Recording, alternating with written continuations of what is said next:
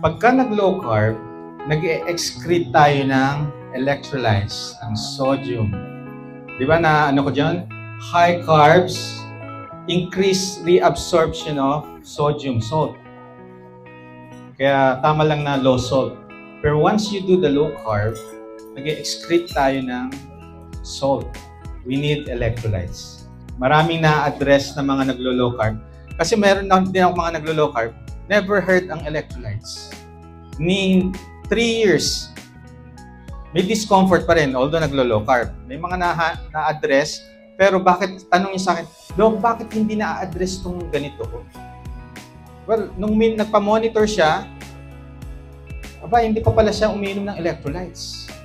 So, nung na-correct na yung kanyang ginagawa, na-address lahat ng discomfort. 1 liter of plain water, 1/4 teaspoon of Himalayan salt or rock salt, 1/4 teaspoon of baking soda, ito yung ginagamit sa pagbe-bake, 1/2 teaspoon of cream of tartar, and 1/8 teaspoon of Epsom salt, food grade.